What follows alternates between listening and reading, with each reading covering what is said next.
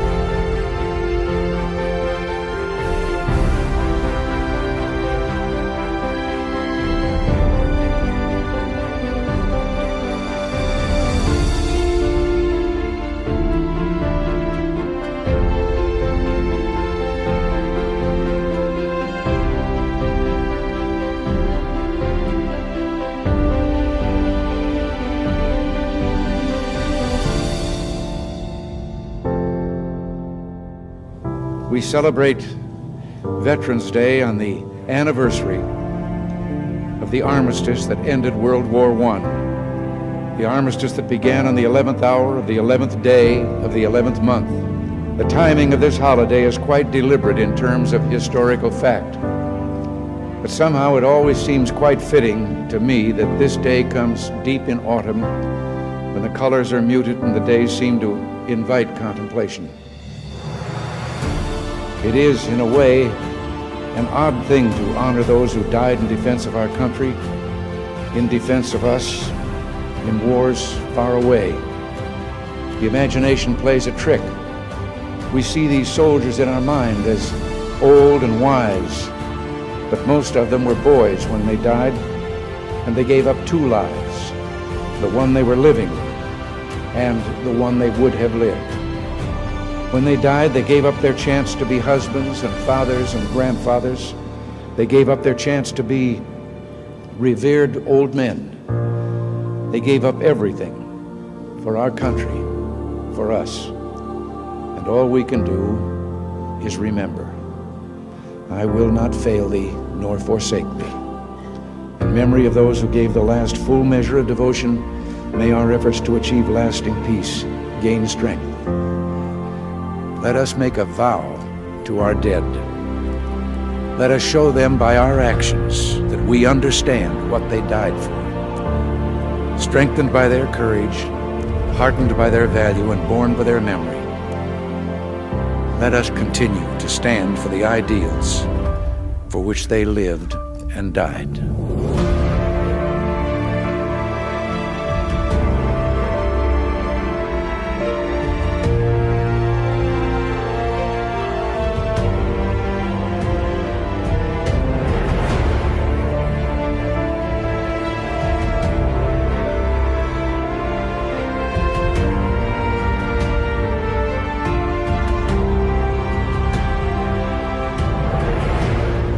In the long history of the world, only a few generations have been granted the role of defending freedom in its hour of maximum danger.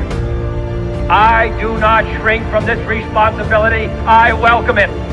I do not believe that any of us would exchange places with any other people or any other generation. The energy, the faith, the devotion which we bring to this endeavor will light our country and all who serve it. We shall pay any price, bear any burden, meet any hardship, support any friend, oppose any foe to assure the survival and the success of liberty.